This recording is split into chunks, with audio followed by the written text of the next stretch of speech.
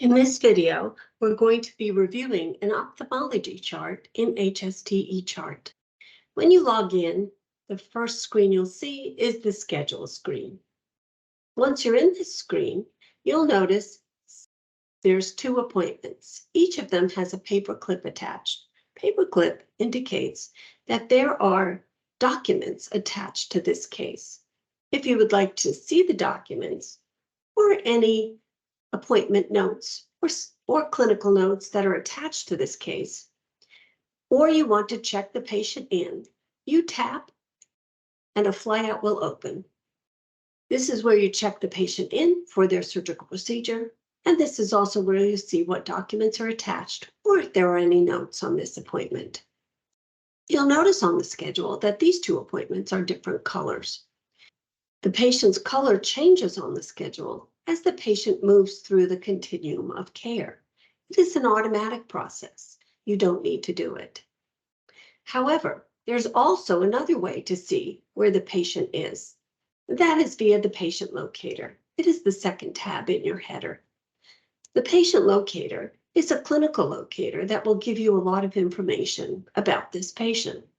Their age, their medical record number, the scheduled start and their OR room number, the anesthesia type, what is needed on this case, and what the patient's status is, who has care of this patient, how long they've been in the area they are currently in, and if there is a bay assigned, that will also be in this location. As you can see, the patient we just checked in was checked in 2 minutes ago. Let's go back to the schedule. We're going to begin charting by tapping and opening the chart. Once you're inside the patient's chart, you'll be brought to the home screen. The home screen has several tabs, the first of which is Current Visit Summary. The Current Visit Summary page will fill out automatically as you chart on this patient in each area of care. In HST eChart, the areas of care are sorted by workflow. Each clinician should not have to leave their workflow to complete the required documentation on each patient they care for. You'll also notice in the header, we have alert banners. The alert banner in this case indicates the patient has an allergy and the patient is missing the signed consents. We'll cover some of the other areas of the header in just a few minutes. But I wanted to point out on the far right corner, there is a completion indicator. This indicator will tally the completed areas or workflows of this chart as you are charting on them in real time. In this case, the following areas are what constitute this particular chart.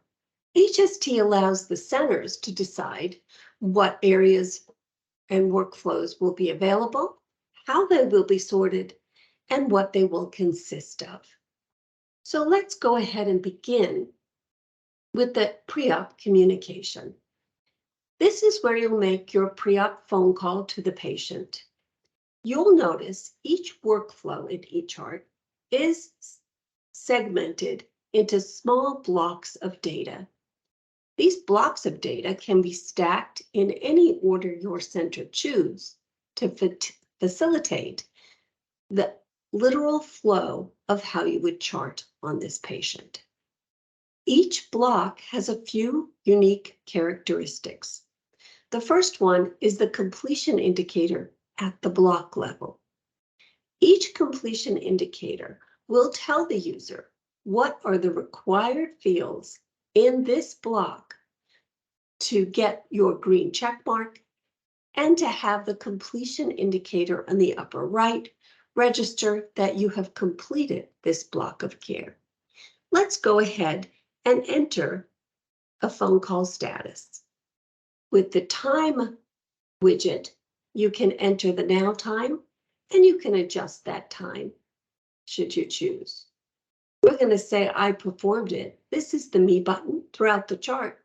Whenever you tap on the person button, it will automatically enter the credentials and name of the logged in user. We're going to say that we completed the status on this patient's call and save and exit. And you'll see we got our green check and we are now at 11%. The next block, patient information. The data in this block pulls directly from practice management. When you're completing, the information also completes on the practice management side. So we're going to say the patient prefers to be called Julie. Her gender identity is female. She does not want to disclose her email address. And maybe she's going to give us a cell phone number that we can reach her at. Any notes associated with this cell phone number can be added here.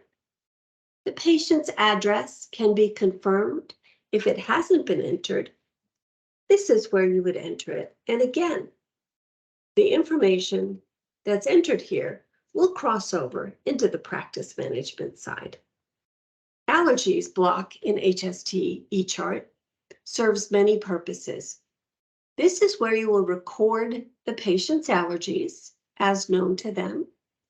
You will also use this block, or the system will, to do a drug allergy check on any potential medications that are listed throughout the physician orders and anesthesia orders in eChart. I'll show you what this med check looks like when we get to the orders section. All that's required of you here is to review the allergies. Home medications block has a unique feature associated with DoseSpot, our third-party e-prescribe service. This allows your nurse users to get the patient's verbal consent to import all of their home medications directly into the grid below. It will pull in a 6-month prescription history, and you'll be able to confirm each of those entries with the patient. In this case, medication already populated this grid. That is because this patient has been here before. There are several blocks, like allergies and home medications, that will populate visit to visit. So your users do not have to gather that information from scratch every time the patient comes back. This is particularly useful for cataract patients who will be returning in a few weeks for the second eye. This block is called a questionnaire. Your center gets to design these questions and create your own blocks. We give you the tools and the education to do. We're going to say that their distance and driving vision is affected, and that's why that's their chief complaint for having this cataract surgery. This is another questionnaire. You may use a similar one. You may use this one. And it is about health screening for this patient, about COVID and the flu. You can make this health screening as long or as short as you choose, and you can include whatever information you like. Here's the patient history block. Again, another questionnaire. I wanted to point out that if you have questions that you've designed, you can design them as nested questions, that if the patient answers a yes, you can have questions below it to complete. Metal implants, GERD, beta blockers, previous surgery. These are just some examples of questions that you might use. Anywhere in eChart that you enter the answers to questions, anywhere in the chart that the question is, the answer will go with it. One of the tenets of eChart when we designed it was that the users do not have to continue to re-enter data that has already been collected from the patient.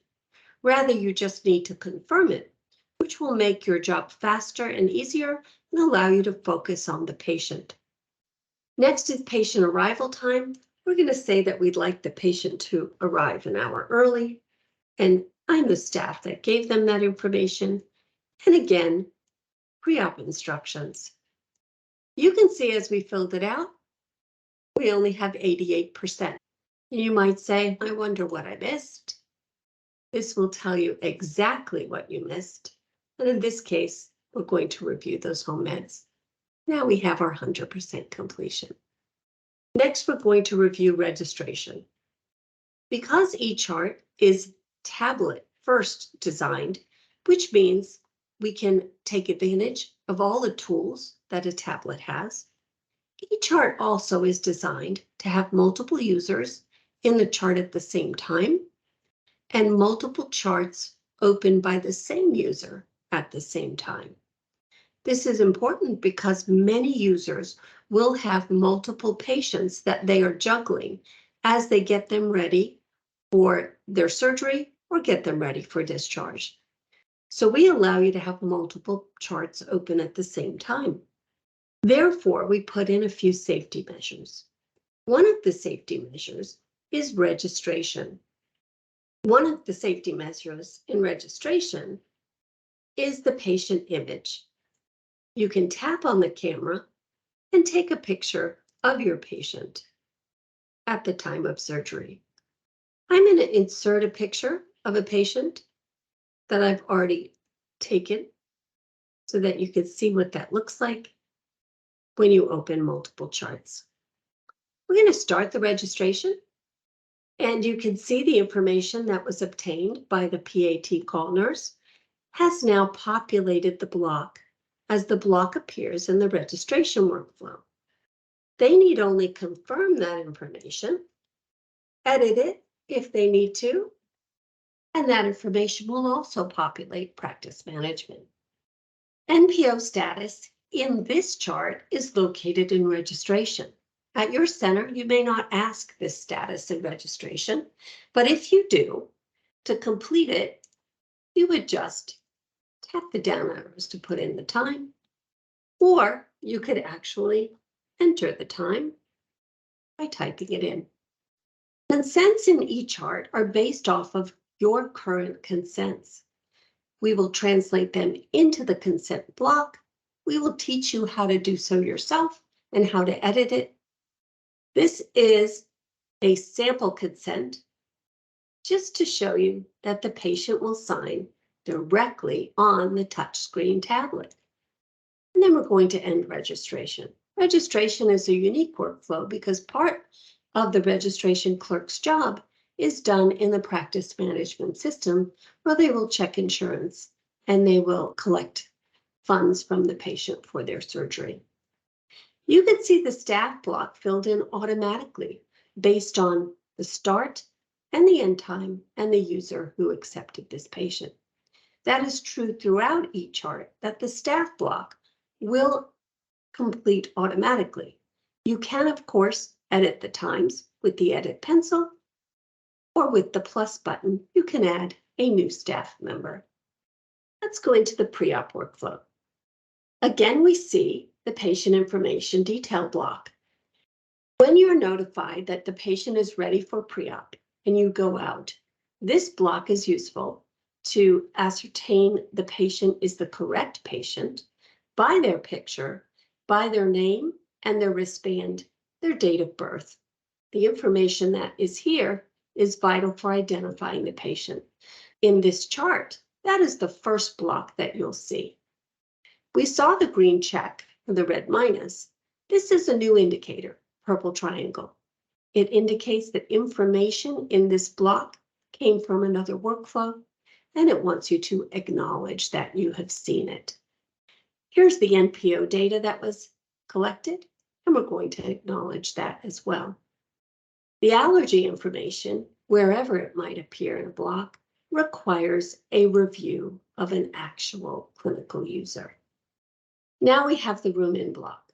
At your center, the room in block might be the first block that you see.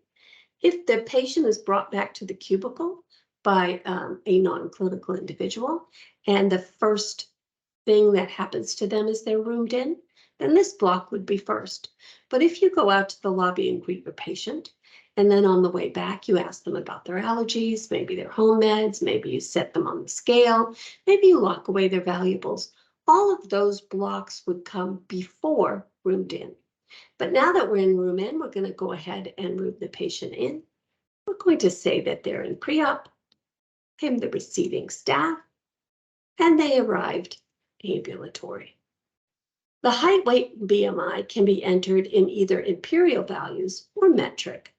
In this case, we're going to enter it in the US values. And you'll notice it converts to metric on the right side, and it will calculate the BMI. If you enter it in metric, it will convert to imperial on the right side, but it will still calculate the BMI. A few things happen when you complete the height, weight, BMI block. The first of which is the patient's weight in kilograms will now appear in the chart header. That is so users can find the patient's weight in kilograms should they need to administer medication based on that weight. We want to make it easily accessible and viewable. The other item is the BMI, which appears in the anesthesia row in the header as well. That's important information for the anesthesia team to know. If you lock away your patient's valuables, you would use this block to say that you either gave them to a responsible party, you removed them and securely stored them, or you removed them and kept them with the patient. We're going to let the patient keep their glasses. We're going to give the cell phone and the purse to the family member. Say it's her sister Anne. In the signature area, you can have the sister sign it, you can have the patient sign it, or you, as the logged in user, can confirm that this is what you did with her belongings. Patient limitations, we're going to say mobility, she is 73, and let's say she uses a cane. And she also has visual issues, which is why she's here for cataract surgery. Here's the home medication block that we viewed earlier. This is where you'll be able to say when the patient last took this medicine. So maybe she took it. We're going to apply that. It's going to pop the last dose in here. If the patient had notes about this, you could edit the exact entry and put in notes or dose unit of measure or any other additional information that you wanted to add to this grid. Here's the medical surgical history. As I promised, the information gathered elsewhere, wherever those questions appear, it will move forward through this patient's visit. Physician orders are obtained as a set that you create as standard orders. These standard orders can be standing orders if you've passed them through your committee for approval, or they can be PRN orders. You can also have verbal orders, prophylactic antibiotic orders, and orders that are hidden. Let's take a look at some of these orders.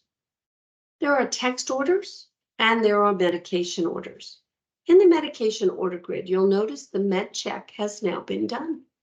That is the check that is done in the back end through gold standard Elsevier drug database, a national drug database, and it will tell you if there are any issues with this medication compared to the patient's allergies and their home medicines. You can select all the orders and sign them at once, or you can select just the order that you want to sign. You tap the signature pad. Your name is applied as the signing nurse to all of the orders that you selected. You'll notice the signature line is blank after you sign. That's so if another order is added, you'll be able to sign that second order. The orders will remain yellow until the physician signs them. We're going to show you another safety feature in HST chart when there are two users in the same chart at the same time. This patient is Dr. Stevens' patients. When he logs in, he will only see his patients on the schedule. And we're going to go ahead into Julia's chart. I'm going to show you what it looks like side by side to have two patients in the chart at the same time. The physician is going to sign his orders by selecting and signing. you'll immediately see a purple halo on the chart that we were charting in. This purple halo is called a live edit. It will show you who edited the chart. It will show you that these changes affect your care. If you wanted to see what was done, each block has an audit log. The audit log allows you to see every change that was made to this block since the chart was created. In this case, Dr. Stevens signed his orders. I signed his orders. At the bottom, you'll see HST did the drug check on these medications automatically. So even interactions done by the machine are audit logged in this block. All of the block audit logs are rolled up into an audit log report in practice management that can be used for HIPAA survey and review. To dismiss the live edit, you just have to tap on it. You can see how this is valuable. Any changes made by any other provider that will affect your work or a block that is in your workflow, you will be notified by the purple halo. Let's go ahead and sign the anesthesia orders with that one click. Now we come to the consent for surgery. The consent for surgery has the ability for the patient to sign that we mentioned. It also has the ability for the clinical nurse to witness it. And it has the place for the physician to sign.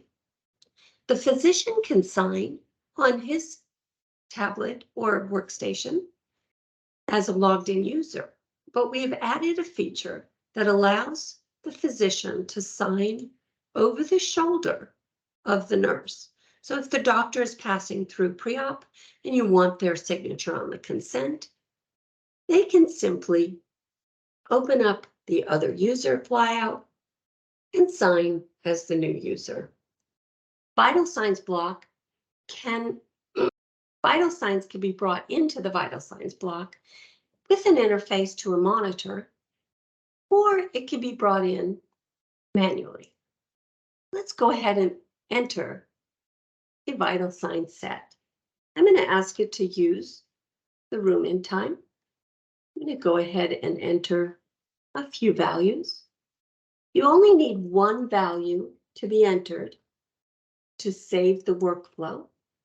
And that is because you may be focused. If the blood pressure is high, you may want to do a couple of extra runs of that blood pressure until you get it down and not enter all the values. But if you have to come back and enter a second value for this, we have a feature that allows you to clone the row, which will give you the opportunity to edit some of these, none of these, all of these, and maybe the patient's pulse has come down now that they're not as nervous about being here. I'm going to say the noun time, and I instantly get another row. If your center captures a 6-second EKG strip to show the patient's heart rhythm prior to surgery, you can use this block called image capture. This allows you to take an image using the camera on the tablet of the 6-second EKG. You can also add an image capture on the fly if you wanted to take a picture of a patient bruise or an injury that might affect the care of this patient. So I said add on the fly. That's because the ellipsis that contained the audit log also gives the user the ability to add a new block or remove a block that is not necessary, as long as it is not mandatory. Since I don't have an EKG machine here, I'm just going to say NA. The pain assessment in eChart is based off the Wong-Baker faces that we all are familiar with. And I'm going to say the patient has no pain on arrival to the center. Fall risk assessment is a clinical decision support block. It allows the user to answer a few questions, and it will tally the score and give you a risk level. The user will then have to select some therapeutic interventions for this patient's safety. Psychosocial status is another optional block, as is skin condition. In-house lab tests has a sister block called in-house lab test results. Any tests that are entered in this block will appear in the in-house lab test result block. It will also appear on the current visit summary page. You'll notice there's a separate block for blood sugar, and that is because this is a cumulative block, and all workflows that have the blood glucose block will see the continuity of blood sugar results in each area where they are attained. Let's go ahead and enter a blood sugar result. We'll NA the in-house lab test because this patient does not need a pregnancy test, obviously. Even though that order was there, we're going to go ahead and NA this test. IV insertion block is associated with a report in practice management you can use as a copy. So we're going to go ahead and say that it was put in the right hand. It was a 22 gauge, and it is the saline block. If it was a full bag of fluids, you would have to enter the rate as well. I inserted it now, and I did it on my first attempt. If other people attempted IVs, you would be able to put that in as well, and this is what the QAPI report is based off of. This picture is called a sketch pad. The sketch pad block allows the user to indicate where they put that IV. So we're going to go ahead and say the IV was put right here. And you might say, why is that important? You can have this exact same block in the post-op area, and in post-op, you'll be able to, the nurse will be able to see where that IV was or any sticks that were not successful and check those bandages and make sure they remove the IV from where you had it. Medication administration. Once the orders are signed, they will populate the medication administration block. You can give the medications by checking them all and administer selected. You can administer a set of medications, in this case, eye drops, which are often given in a set of 3. So I could administer the set, and it will put the same time for all of those drops. I can then reload that set, and it will populate that set a second time and a third time, or whatever the doctor's order says for repeating that set for numbing and dilatation of the eye. You can also use this to confirm a medication. If you have a high-risk medication that you like your staff to confirm with another clinician to dose and against the order, this is where you would do that. Much the same as over the shoulder. You would have the other user confirm your medication by entering their user ID and password. Once they've done that, the confirm button will be checked. As you can see here, the med check was done, but we also include another safety feature. Anywhere in eChart where you can order or administer medications, the allergies will appear in a red box above the grid. I don't have a green check here because I have added 3 new orders, 3 new medications that need to be administered. Oxygen therapy is an optional block. Patient status is directly related to the patient locator. This is where you can enter a status that you create that perhaps the patient is ready for the surgeon to mark or ready for anesthesia to interview. We're going to enter that for now. You also have the ability to mark the patient as ready. I'm going to return for a second up to the chart header. You'll notice next to the completion indicator, there is a push pin. The push pin allows you to toggle back and forth through multiple patients, as we have here. This patient was also being cared for by me earlier today. I'm going to tap on that. It's going to bring me directly to that patient's chart, to the block I last completed. This allows me the opportunity to complete this patient's workflow as I go through. As you can see, the consent for surgery has not been signed by the provider. And the other block is the fall risk assessment. So I've not completed this patient, but now you can see that Julia's chart is here pinned to the bottom. So I'm going to tap on Julia. It's going to bring me back to Julia's chart and back to the last block that we completed. Let's go ahead and say that the patient is ready now.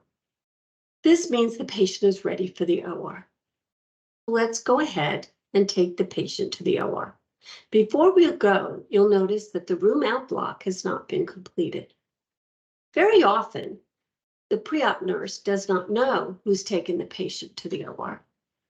And they really may not know which OR they've gone to and when that nurse arrived to transport the patient. We're just going to review the allergies in the OR. We're going to see that the consent is fully signed. But we're also going to see that the H&P attestation has not been completed. And there is a missing consent, and that would be the anesthesia consent.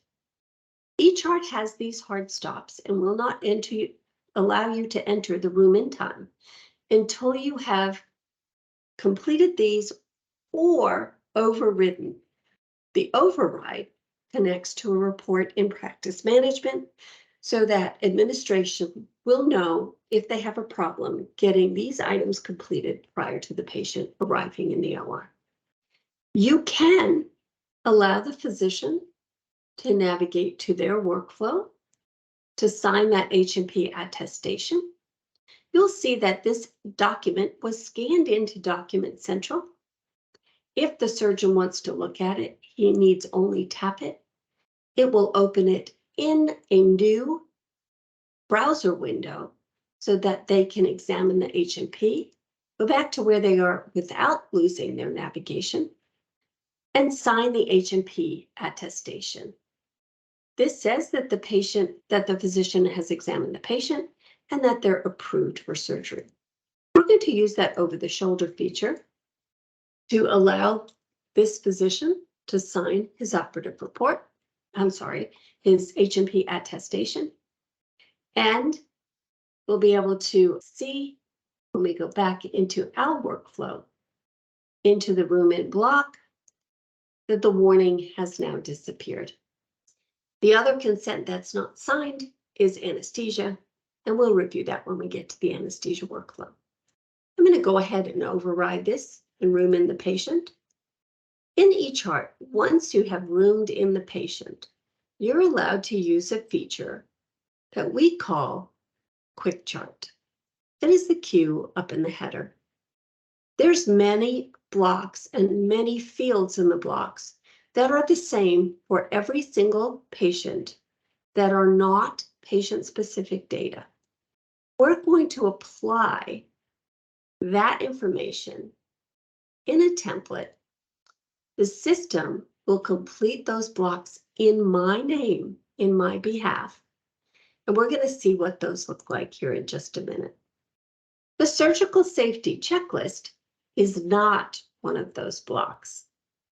That is patient-specific data that you're going to have to review manually. Timeout, similarly, is a patient-specific block. And as the patient came into the OR, we completed the surgical safety checklist, and we completed the timeout block.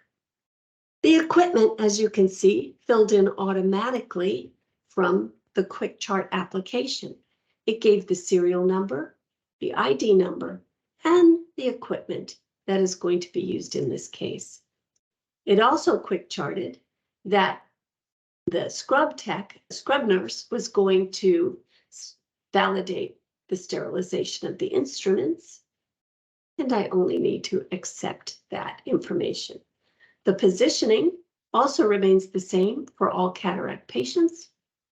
as does the wound class, as does the prep. Physician orders have to be signed separately because they pertain specifically to this patient, and the medications to be administered. Now, some of these medications are just put on the back table, like the BSS, betadine prep, this and the injection. This information, even though I am signing for it, will say that it was administered by the providing physician. So I can put in their initials to say that they were the actual person who administered it and not me. I'm just documenting that fact. Okay. Solutions were populated from the preference card, but the quick chart changed the BSS to 14. I did this on purpose so that you can see when I edit this to 1, which is what we hope, that solution number will edit from the 14 to the 1 in the supplies block at the bottom of this workflow. Remember that change. Diagnosis information. This comes from the scheduler. I'm just going to say indeed it was the same post-op. If it isn't, I can add a new post-op. I can edit the pre-op. And if I do, I need to check the box that says they are different. This box checks a box for the coders to let them know that it is different than what we started with. The same is true for procedure and changing that procedure. However, we also have a report in practice management. If you have a different procedure done than what was scheduled, it will appear on that report, and you can use that for submitting CMS data on anterior vitrectomies or completing your own benchmarking studies about what was scheduled and what was performed. Incision start. The implant log pulls the primary lens from the preference card if you have it listed there, but you're still required to say what the size is, the serial number, if you know it, the expiration date, and save and exit. You can enter the site inside. Many places do. In this case, it is a left eye, so it's going to select left for me. The information in the implant log goes directly onto the operative report. It also goes to the implant log in the practice management side for billing and inventory purposes. I'm going to say all the implants were approved by the physician. We'll have a stop time. The dressings were populated by the preference card as well. And now you see the supplies used block. That BSS doesn't say 14, it says 1 because that's what I changed it to. If I go ahead and confirm these supplies and I drop my iPad on the floor, I am able to clone a new instance of the iPad and send that as well. The system will not resend any items that have already been sent.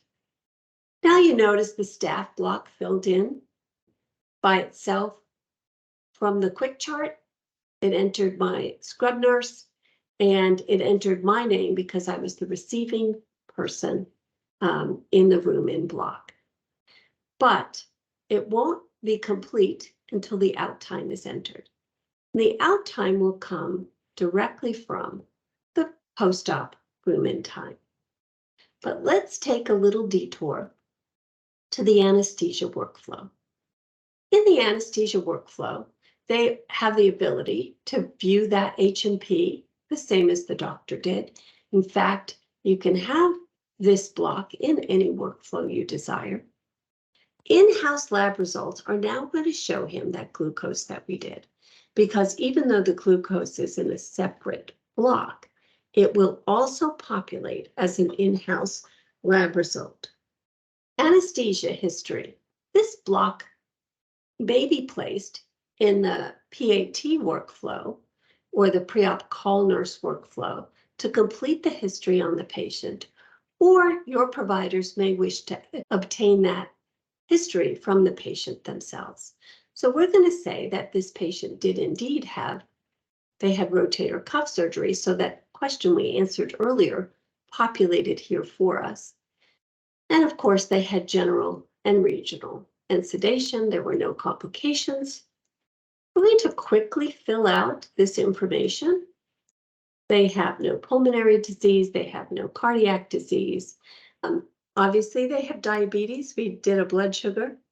Perhaps at their age, they also might have some arthritis, but no hematological issues. This performed by can be by the anesthesia provider, or it can be by a nurse. It is just the history that you're obtaining. The anesthesia physical assessment meets all the requirements of CMS and accrediting bodies for anesthesia to review prior to the start of any procedure. Their oral cavity, their dentition can also be measured here. This is where you would put caps or crowns or dentures. Their Mallampati score, whether or not their neck is mobile, their ASA score, since she has diabetes, we're going to go ahead and give her a 2. And then again, who it was performed by. In this case, it has to be by an anesthesia provider. And that date and time is stamped to show that it was done prior to the surgery start. Here's the anesthesia consent that we talked about. We're going to have the patient sign it. We're going to pretend that this was prior to surgery. We're going to have the nurse witness it. And we're going to have the anesthesia provider sign as the other user. Here's those anesthesia orders, and we'll sign them. He would sign again over the shoulder. Anesthesia start time. You can set a flag that will say start anesthesia time at room in, or the anesthesia provider can enter their own start time. We're going to back this up a little bit. Oops. The anesthesia provider is not the nurse. It is Dr. Brock. Because he's a physician, he will not need a supervisor. If you're in a state where your CRNAs do not need supervision, it can act as independent providers. This section will not appear in your block. It can be turned off when you set up your e-chart. The anesthesia care block pulls the position from the circulator's workflow, and you can check all that apply. The next piece that comes up is the anesthesia graph. The graph can pull the vital signs in with an interface to a monitor. You can manage the gases that show here. You can manage the medications that show here. You could set those up in advance. If I wanted to add a little SIVO, this is where I would check that, and you can see it will appear here. I don't have to give it just because it appears on the list. We also give you the ability to administer a medication set all at once. In this case, we're going to use the MAC anesthesia set, and it has the fentanyl and midazolam dose. And we're going to accept that, and you'll see it populates here. And it will total in the far right column for you. Any drugs will total in that far right column. We also add the fluid intake and output and EBL. Any EBL that you enter will populate the operative report. Any fluids that you enter, in this case, they have a saline lock, but any fluids that you would enter will populate the intake and output block over in the PACU or post-op area. The heart rhythm, the respirator settings, which we hope you won't need for this cataract surgery. If you do not have an interface that pulls in your vital signs, you can simply tap and add your vital signs, and it will tell you exactly what that value is and what your respirations are, and it will hold those values. It will trend them as the patient goes through care. You can also add a note on the fly. Anything that you want will be date and time stamped, and it will appear on the grid for anyone to see. When you hover over it, it will also appear on the printed grid. Below the graph are grid versions of every information the gases, the medication, the infusion, the vitals, the intake and output, ventilator settings, and that note that we entered. I'm sure you noticed when I hit medications, midazolam and fentanyl were in bright red. You get to assign high-risk medications to a list, and once you have, they will always appear in the chart in bold red italics. Your provider can sign your CRNAs, your anesthesiologist. They can sign this graph that is used for billing purposes. And you could see the incision start populated automatically from the circulator's workflow. If the anesthesia provider put that information in first, then it would populate the nurse's workflow. And then we have the stop time. That's a 1-minute cataract. That's pretty good. Anesthesia has a stop as well. And the provider, I'm going to go ahead and keep it the same. We have a handoff block that you can use to hand off care to the post-op nurse. We'll go ahead and leave that blank for now. Anesthesia post-op assessment. The anesthesia provider, again, does not have to leave their workflow to see the post-op vital signs. The post-op vital signs can populate directly here for them to view, again, without leaving their workflow to complete their work. And you'll see that the staff in and out populated automatically. If you track supplies in your anesthesia workflow, you can have the supplies used in this workflow as well. But if you don't, it does not need to be in your workflow. So let's pop over to post-op. The post-op is going to, again, have that allergy block. It's going to have a room in. And we're going to say we're in phase 2. I'm doing all the jobs today. They arrived by stretcher. We're going to give you the pre-op vital signs here as a view only, so that you can match them against the vital signs that you get, and you'll know that the patient is still stable compared to their pre-op values. Let's go ahead and add a value here and save that. You'd be able to compare what they were in pre-op and what they are now for you.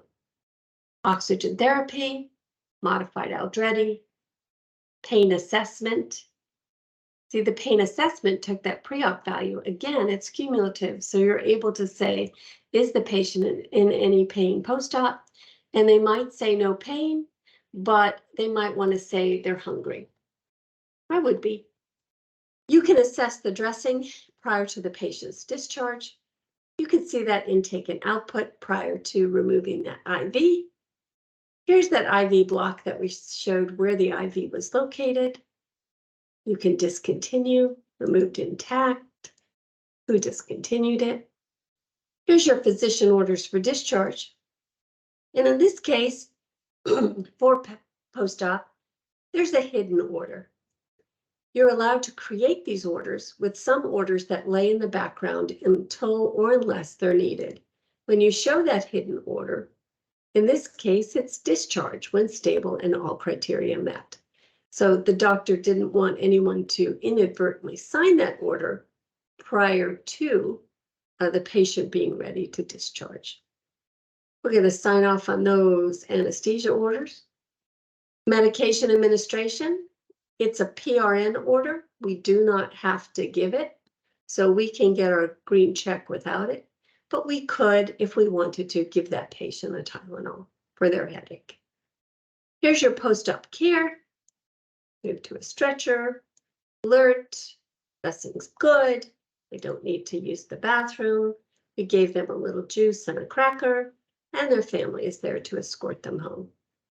The medication reconciliation block is where the physician would say whether or not they want the patient to resume this medication as prescribed. It's also where he would have his post-op orders.